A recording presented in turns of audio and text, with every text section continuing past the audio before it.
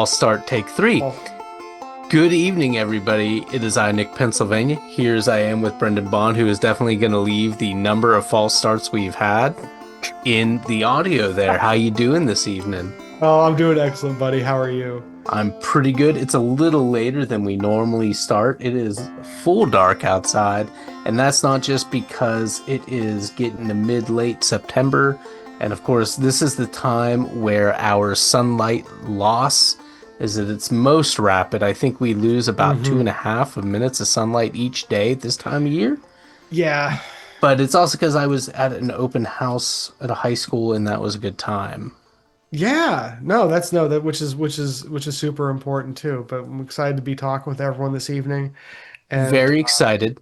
I yeah. know we talked about, well, we can record this tomorrow if we need to, but we are both very excited about this because, and I'm going to get to it in a moment. You've been talking about a book. You've bought a copy for me.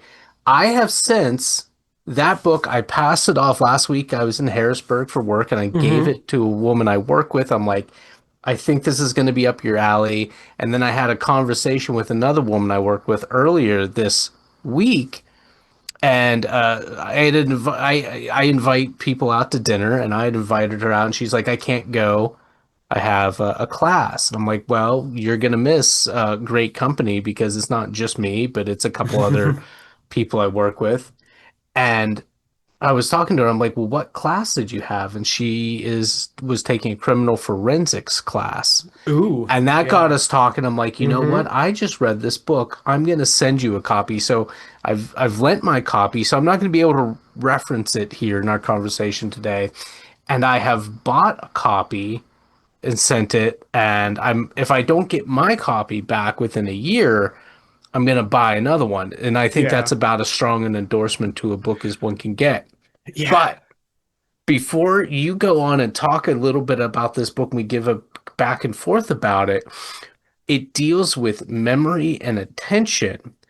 And you had an incident which you've alluded to privately. We haven't talked hmm about it here, which falls under the domain of odd bugs in random places that don't seem normal. And as you said, it seemed like just a very weird experience. And you and our friend Matt were there together. Now, you and Matt have not spoken about this incident, this very weird hmm bug incident, and sometime Matt has been living years now in Texas, and so our miss him, love him much, but our communication with him is less direct than it was before. So, so what you've done and what's Matt's done is you wrote down your remembrances as best you had, hmm and Matt did too, and you both sent them to me.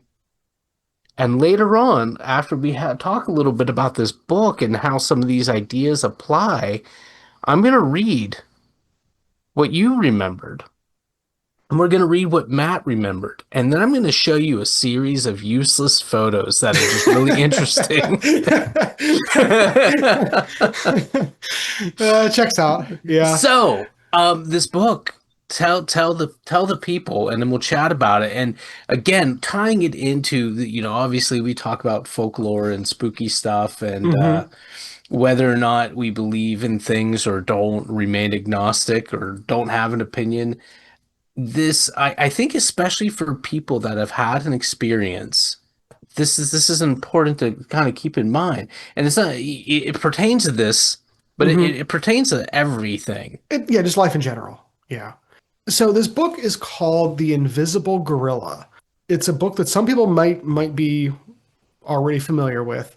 If you're not familiar with the book, you're probably at least passingly familiar with the study that kind of kicked off the whole book. And when you had asked me about it initially, I had said, yeah, you started describing the study, and I immediately, like so many things, came running back because I remember it caused quite a stir.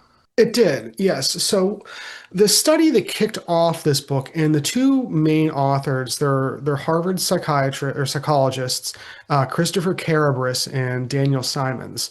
The study that kicked this whole thing off is they did a study in 1999, and it's called the Invisible Gorilla Study.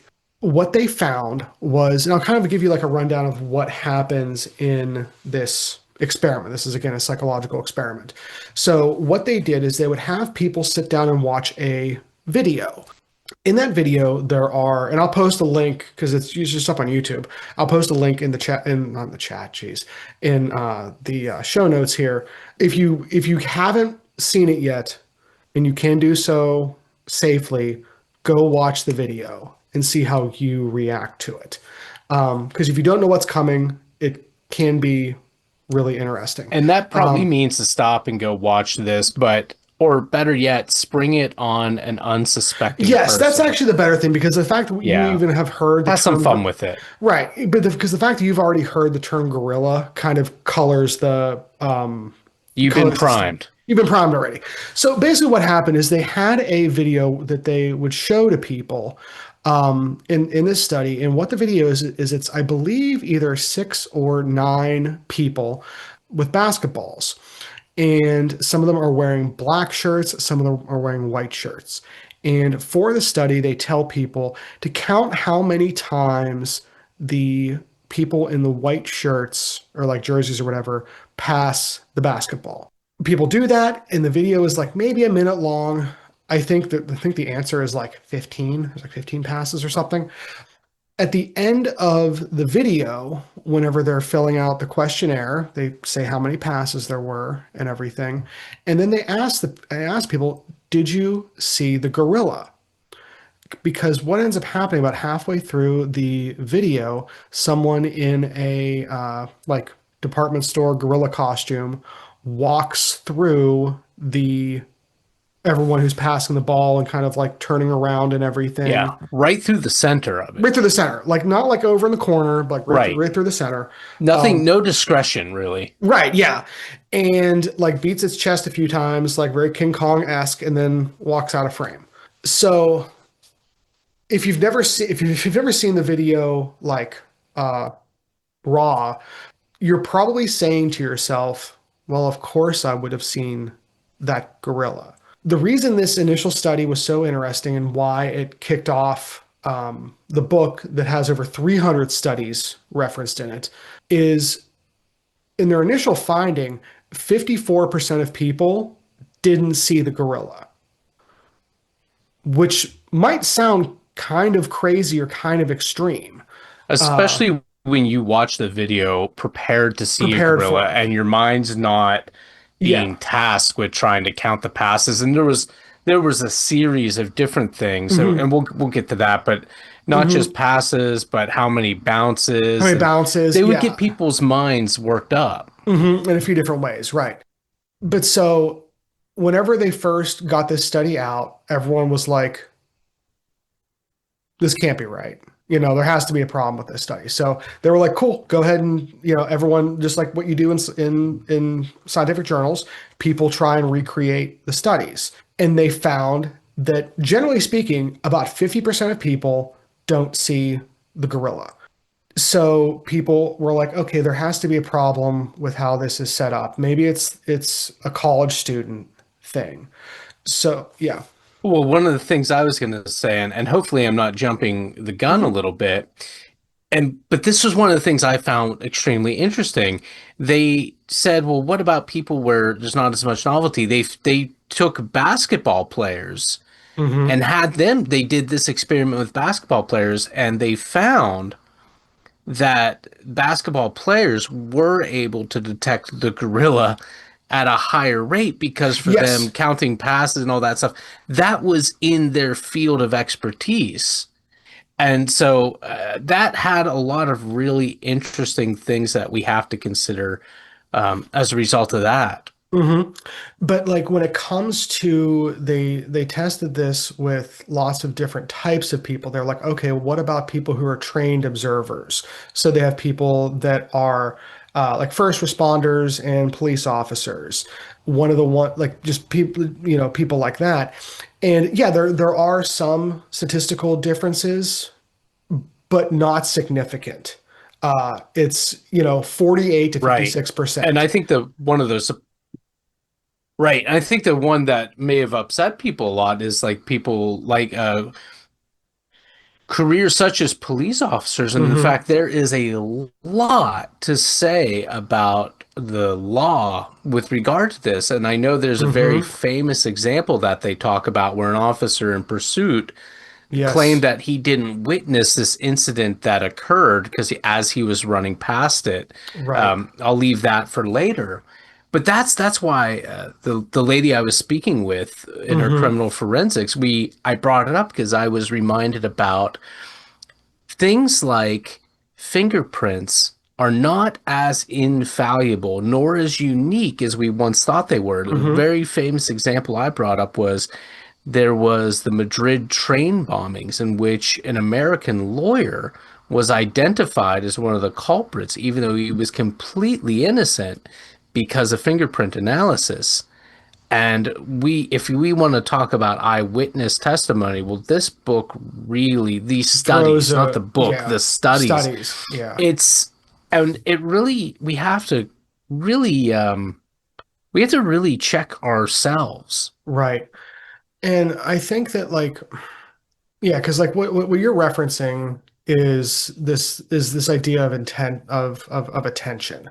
Um, and the book talks about six different illusions. There's the illusion of attention, the illusion of memory, illusion of confidence, illusion of knowledge, illusion of cause, and illusion of potential. All of which are supremely important for our everyday lives, but are also very Yes. interesting when it comes to the study of the paranormal. Um, I think in particular cause, but yeah, I mean they all mhm. absolutely, but cause in particular. Yeah, and so like what you were kind of referencing, we'll talk about in a sec with the illusion of memory, but the illusion of attention, which is kind of the where the where the original gorilla experiment kind of falls in. One of the other ones that they did afterwards that is famous that I feel like everyone has seen this online at some point is they talk about the idea of change blindness. And this study that they did, uh, if you've seen I remember like prank shows, they would show someone like asking someone for directions on like a college campus, and someone moves a TV or something in front of them, and one actor is switched out for another one. And then afterwards they ask people, did you realize, like, did you notice anything different or whatever? And again, you would think, oh, if the and they did find that there are times where there are different variances, but a shocking number of people don't notice the difference. And whenever they switch one actor for another. Now, depending on the degrees of separation, if they're like, oh yeah, if you switch a old man for a young woman, more people notice that, but not 100%. It's the statistics around it are really interesting. One of the big ones with the illusion of attention that I think is really interesting from a paranormal standpoint that we're going to talk about here is one of the main takeaways from this whole thing is that you do not see what you don't expect to see. You don't notice things that you don't expect to notice. One of the ones that really worried the heck out of me was, do you remember offhand the X-ray tech survey that they did? No, I do not. Like I said, So I've given my it's copy away. I it's can't yeah, reference it right. right No, now. yeah, it's terrifying. And I apologize to any X-ray techs we have out there because it is absolutely a tough job. And it is a Um, large demographic of our listening audience as right. We have well. a lot of, yeah. Well, I have a cousin. Danish Yeah. X-ray X-ray technicians. techs. But so what they did is they had X-ray techs look for anomalies in X-rays. As part of a study, like they knew it was a study, looking for anomalies. These X-ray techs who are used to looking for, tumors and blood clots and all kinds of things, 86% in the main study they did, 86% did not notice a small gorilla in the X-rays. Or you know what? I'm coming. It's all Yeah, coming back to me. yeah, that one it's It bonkers. wasn't just that, it was also that if you were looking for specific things, you like we talk about the Right. idea of priming. If you were looking Yes. for specific things, you would miss other things that might be more common. You might Precisely. miss like a very obvious thing because you were so Yeah. focused on one thing. That was a really interesting thing, and I'm thinking about that a little bit just because I Right. know my mom Mm-hmm. broke her arm almost a year ago. Well, it Mm-hmm. never healed. She's going to have surgery Mm-hmm. next week. I have to drive her over to that. Yeah. She's had multiple x-rays in the past Right. year. Yeah. It's it's really wild. But so I've seen that play out in Mm-hmm. real life. Yeah. So yeah, it just Yeah. go on, go But yeah, on. but I think the synopsis is really good where it just says like, if you say to yourself when you're thinking back on something, if you say to yourself, I would have seen blank, blank, blank, statistically speaking, unless you were specifically looking for that thing, you probably wouldn't have. Right. And that sounds accusatory, and it's not meant to be because this is like everybody. This isn't just like this has nothing to do with like intelligence level or expertise or anything like that necessarily. 100%. And again, they do have the like I said, the illusion of confidence and knowledge is all kind of wrapped up on this too. Now, the one that you mentioned earlier, Nick, that is also really important, we've kind of mentioned a few times, not specifically about this book, but in general, is the illusion of memory. Most people have kind of heard the idea that like, oh, when you remember something, you're actually just remembering the last time you remembered it, Right. which kind of sounds like clickbaity, but in this book they get into like how neural pathways are like made and then reinforced and how a lot of studies reference this, and not only studies but they use a ton of anecdotal examples to show like the real world effects of these things. Yeah, and I was thinking you oftentimes say that reality is an It agreement. is, yeah, that's And if I I, think it's more like when we look back on being an yes. agreement. And that's definitely the case because Mm-hmm. when we talk about reality, we're not talking about the future. That's not reality. Mm-hmm. We're always talking about something that has been. Happened, yes, Right. exactly, Right. Because we're not exactly. talking about the moment, Mm-hmm. it was rather we seldom are. But yes, they brought out some political Mm-hmm. angles and stories. They talked about um, Hillary Clinton talking about coming Yes. under fire, and it's like she may have like we know it didn't happen. Mm-hmm. She may be a charlatan. She may be confusing things. She may have honestly Believed. and I Yeah. think too, like I have caught myself, I write stories and Mm-hmm. I this is something they brought up in the book too, as a result of Mm-hmm. these studies, is when you have a friend that something has happened to False and memories of others. Yep. yes, and Mm-hmm. I'll tell you what, I have caught myself in this because sometimes Yeah. I will tell a story and as opposed to going to the whole like, oh, my friend Brendan, his cousin had this happen, Yes. Mm-hmm. I'll just say some guy and slowly that's morphed into like I'll say, oh, Over I over did this. years. Over And I'm like, wait years. a Yeah. second. I'm like, Yeah. so I've been guilty Yeah. of that. No, and everyone has. And that's the thing is like with this book, when you read these things, and if there's anything that you say, "Oh, I don't do that," or "I wouldn't do that," that's not the case. Like You might everyone, just not be aware you're that just not you've done aware it. of it, You right? almost certainly have. Yeah, like one of the other political things that they bring up in that section specifically with the false memories is they talk about 9/11 a lot because this was again a lot. They were writing a lot of this A right after major, 9/11. right. Not only that, but Yeah, it was a major event right. that it was a Yeah. shared experience. Yes. And what they did is they asked people, and this is again shortly after this happened, they took people and basically said, okay, we have these like five people that in theory were in the same place the same day, according to what they all think. And they went back and like said, like, okay, what do you all remember of that day? Because like, okay, what about a really important event? We have to get those things right. Right. But You even know? the study's authors Yes, were we're wrong. surprised. Yeah, even they were surprised, like because the one person that everyone agreed was there wasn't even there. Like in the That office the is the one thing day. that blew me away. Yeah, it's just like, and again, like you mentioned with the Hillary Clinton example with Bosnia, like are there cases where someone is and even with the one police officer who was in pursuit and everything. Yes. Like, yes, in some cases, are people just like sticking to their guns and they won't admit they're wrong? Of course, that happens sometimes. Right.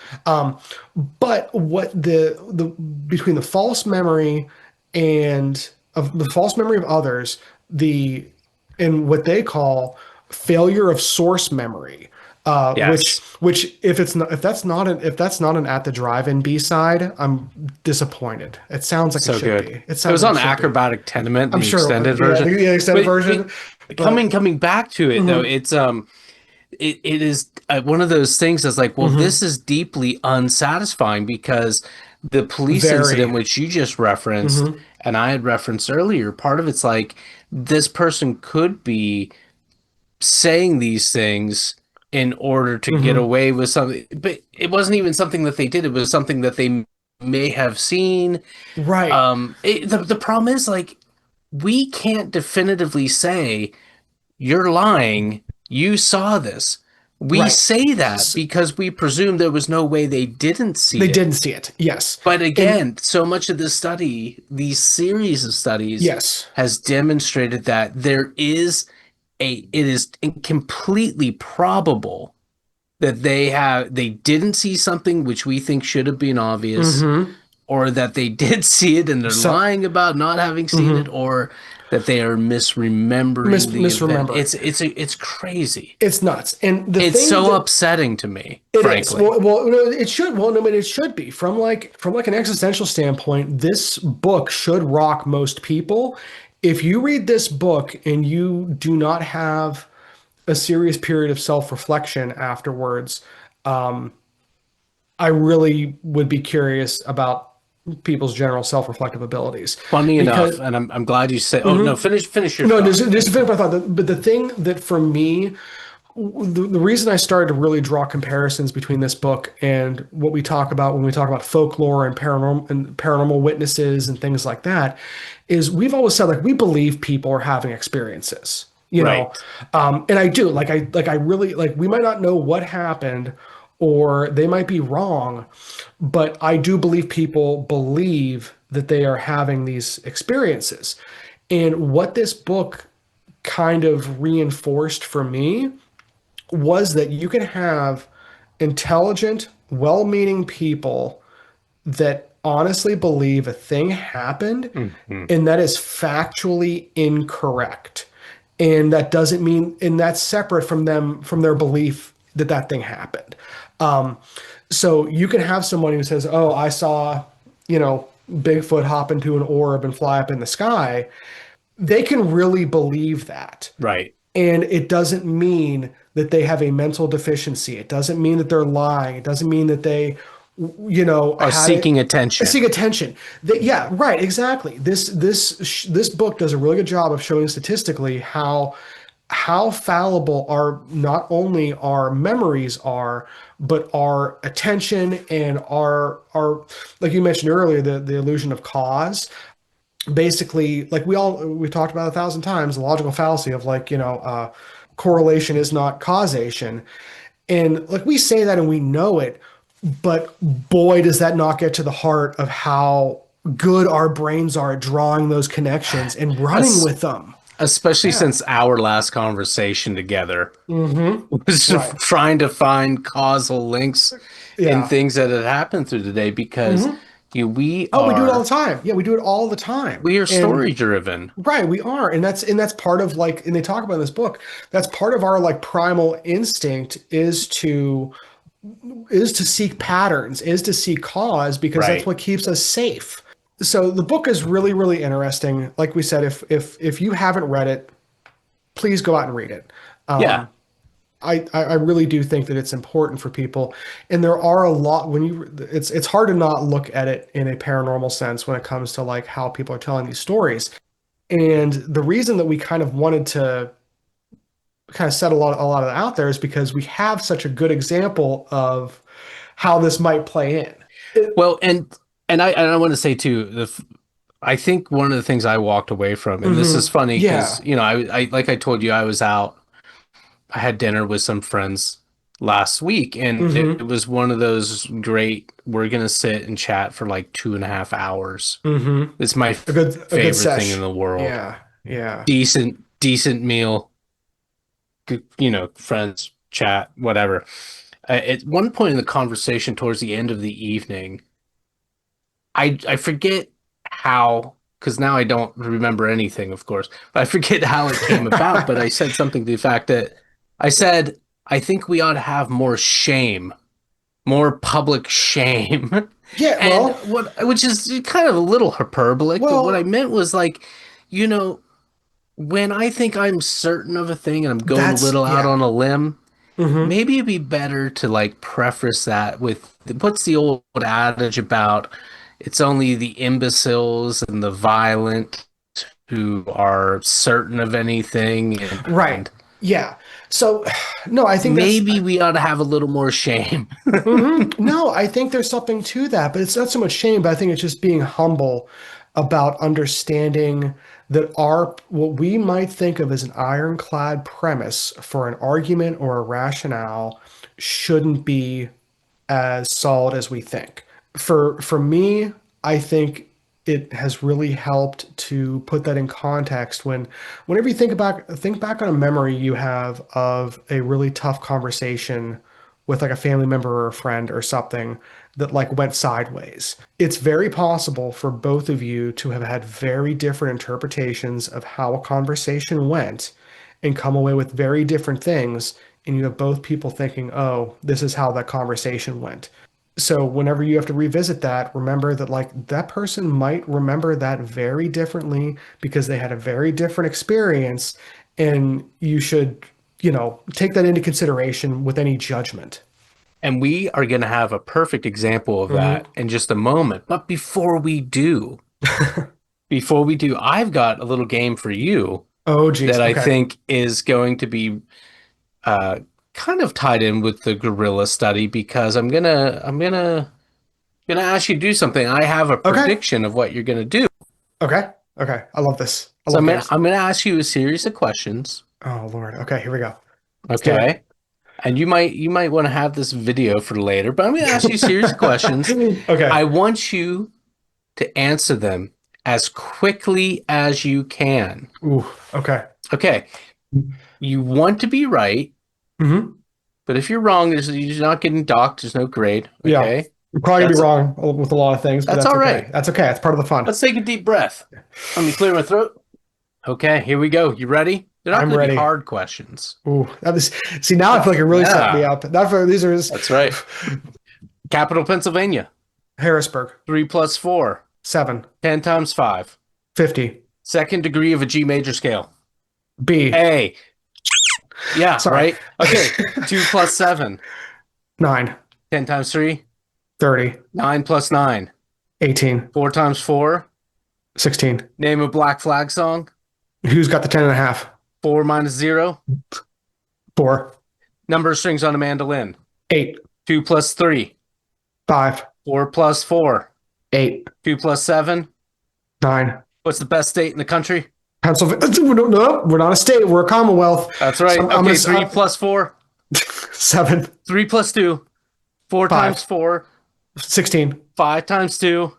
10. Name a vegetable. Carrot. What? What the? Excuse me. Okay, all right, all right, all right, all right. Oh my God. So for those of you who we don't have video for this, so we got to the end of all of that, and Nick holds up a piece of paper that says carrot on it. It would be virtually impossible for you to write that like after I said the word carrot before showing it to me. Yeah. You guys would trust us with that. Nick is a quick writer, not that quick. So explain what just happened. I'm going to explain what just happened, but I'm also going to say I was going to say name a black or name the best Black Flag song, and I would only accept 3 days or Three black days. coffee as an appropriate answer. Black coffee's really Drink funny. your black coffee. Yeah, and I realized Stare at the wall. yeah, and I said an album, not a song title, so that doesn't even count. Well, So, Kira's got the 10 and a half. mhm. That's right. Right. Kira Rossler. Well, Okay, so this is actually this is something I learned in linguistics. okay. Okay, but this is really interesting, and it works for reasons you don't know. So the first thing is like all these questions, and Hmm. I Yeah, you have them wrote a all. bunch Yeah.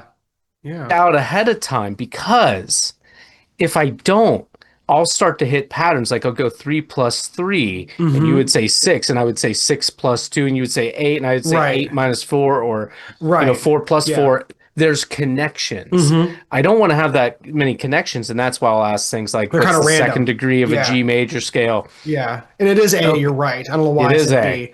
I I was don't thinking know why you said B. I That's a third degree. there's a third. I know. I know. The funny thing is, I thought you would say F sharp because that's the right idea, but the wrong but the direction. wrong direction, right? Yeah. Yeah. So the bottom line is, I'm trying to get you flustered. What you don't know, but that Hmm. your body does, is that carrot, Yeah. the physical carrot is the a common vegetable, Yeah. and it is the easiest physically common vegetable for you, the sounds of which to produce. Versus like turnip or radish. Turnip. Think about Yeah. it. Yeah. You got a dental, that's you're Yeah. forcing, Hmm. you know. Crap. That's Yeah, really that's a good correlate. carrot. That's yeah.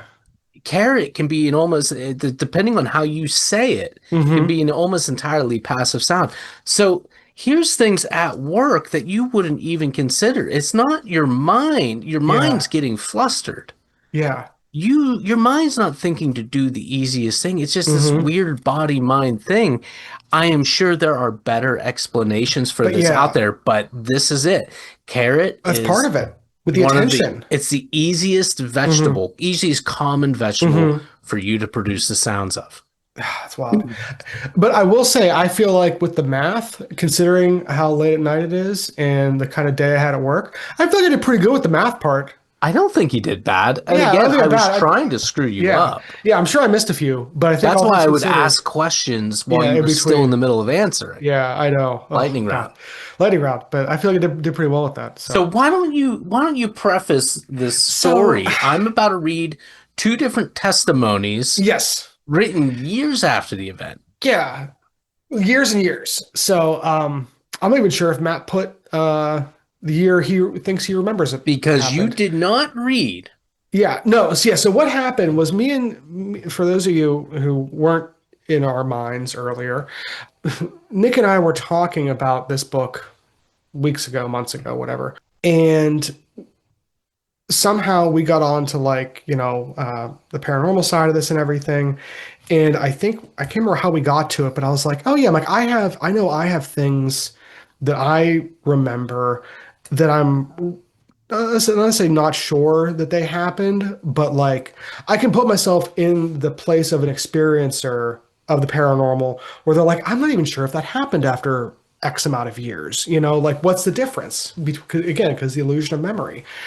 And I thought about this instant with these bugs, and I was like, you know what? I wonder if Matt remembers that because it's such an because we never talked about it afterwards, and it's probably something that he doesn't remember.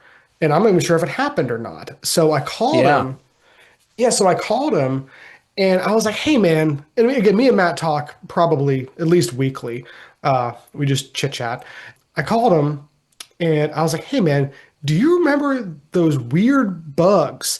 And he was like, yes, I do. And kind of thing. And we after I got over my excitement of that being a thing that actually happened, I was like, okay, don't say anything else. I'm like, write down what you remember, send it to Nick. I'm going to do the same, and then we're going to get to compare what our memories are. So with that, Yes. I'm going to So, start by reading what you wrote okay, because cool. that's the freshest in your mind. Yeah. And then we're going to see how it differs. Now, I have only skimmed these briefly because I've been running around Hmm. all day, but I noticed some discrepancies. And I also I'm sure there are. noticed Matt provided diagrams. That's Matt. I love him so much. Yeah, that sounds about right. You didn't Yeah. provide any diagram. Okay. I did Give me not. one, give me Not as one thorough. second. I have a window open and my allergies are kicking up. Okay. Here is Brendan's recollection, and I know that because he titled it Brendan's Recollection. It was probably 2012, 2014, early summer. We were fishing Brush Creek Park, and we were between the covered bridge and the lower footbridge. We were catching a ton of creek chubs, but no trout or bass. We kept seeing these big bugs floating down the creek, assuming they were falling into the creek from a tree along the bank. They were unusually large, like 2.5 and an inch wide. They were some kind of beetle, but they looked almost like a scarab. The color was intense, like a purple blue iridescent on a wing casing, with a yellow underside and maybe some red ribbing. Very vibrant and bright. I remember trying to pick one out of the water with the end of my rod tip, and was both surprised at how heavy it felt and its willingness to climb on the rod. It certainly looked terrestrial and didn't belong in the water. I assume it had wings, but it didn't fly away. I remember setting it on the creek bank with the rod and being a little nervous of it getting too close. Like it looked as though it had some strength. Then the strange thing was, I feel like we noticed maybe half a dozen of them over the next few minutes. Wasn't like they were all in a clump at once. I had never seen anything close to that in a while. Seriously, closest thing was the scarabs from the Mummy films. The color was really striking, and the number and size of them was freaky. We commented on them and both have no idea what they were. So that was Brendan's recollection. Yeah, short and simple, but Yeah. Okay. Now here's our friend Matt. And Matt titled his, not Matt's recollection. Matt titled his Weird Fucking Bug. All right. Here's Matt's bugs. While fishing with Brendan, I remember there being a thick branch. I think a fell branch sticking out of the water and seeing a bunch, maybe a half dozen, of these big, weird ass bugs. They were huge, measured head to tail, maybe the size of my palm across, 3.5 to 4 inches. And the thickest part of their abdomen was maybe as thick as my thumb. I remember a ribbed or segmented abdomen being a weird, bright reddish pink color. Maybe a gradient between some of the colors in the bottom half of the color palette below. Uh, Reader's note here, Matt has provided a 4 by 10 color palette for only I can see, what a beauty. right? It's like looking at lip gloss colors here. Okay, sorry. Back to weird fucking bugs. I'll read that. I remember a ribbed or segmented abdomen being a weird, bright reddish pink color, maybe a gradient between some of the colors in the bottom half of the palette below. Maybe a gradient between flamingo lemonade on the pale end of fuchsia, magenta, hot pink. Dang it, Matt. As we got closer, I remember them dropping from the thick branch into the water, flowing down the stream. I think I remember their wings looking very V-shaped when Hmm. floating down the stream. Then he also provides insect anatomy picture from purdue.edu, and I'm not going to read the whole HTML. It's a picture of a wasp broken down into head, thorax, and abdomen. Mm. That is how Matt remembers it. What do you have to say? Now, I will say that some of the color discrepancies, I mean, very bold colors, but you Yeah, describe very different colors, I think. we And do. Yeah, Matt noticed wings, where you said it looked like it had wings. but I He don't seems remember to have seeing seen them. them. And Yeah, it sounds like the way you wrote yours, the first one you saw was already in the I water. thought. Yeah, I thought they were. Yeah, I mean that's honestly like this is what we expected to have happen. So this is a little bit vulnerable because like we're showing the discrepancies here. But yeah, like I thought I remembered them coming because I remember the tree branch because that's where we were catching all these creek shrubs, and I want to say we were catching them on hare's ears. But I thought they were floating down from towards like the bridge, not falling from the branch that we were fishing near. So yeah, like that's yeah, I and again, I think I can still remember the yellow, but I understand like the magenta red or the what was it, the flamingo lemonade. Um Yeah. that's yeah, that's a great that's Flamingo a lemonade. Why wouldn't they just call it pink lemonade? man. Remember when we used to go down to the flamingo the lemonade? Was it lemonade from flamingo or from flamingo lemonade? I remember disco lemonade. Maybe that's I'm thinking disco lemonade. Man. But yes, like I mean, like I thought I remembered it being yellow underneath, not the magenta. But it's interesting because again, like I'm picturing it in my mind, but what I'm picturing in my mind and what Matt is undoubtedly picturing in his mind while listening to this are different versions of the same event, you know? Yeah. And And I want to point something out, referencing the book again, because hmm again, we're roughly 10 to 13 years ago, hmm that ballpark, because you weren't yeah, quite sure on the year either. It was yeah, 2012, 2014, you had said. hmm It's been some time. This is your first time for each of you writing this right, down. yeah, In the book, The Invisible Gorilla, one of the situations they brought up was, and I'm trying to remember it as best I can, but it basically came down to somebody had witnessed an accident, and the two people were in the yes, car, witnessed it together in the same time, yeah. and they gave what they said what they saw to police officers Oh, even on only 911, they were calling 911, 911. right? Yeah, it was And they live. described totally different things, and this was as the thing It was was essentially happening. unfolding. Yeah. So it's not even I mean, the passage of time certainly changes and hmm erodes details and aspects of the story of the experience. hmm But that sort of discrepancy between two witnesses is immediate, as Yes. though we are always experiencing a similar but never the same thing, even when we are there together in the moment.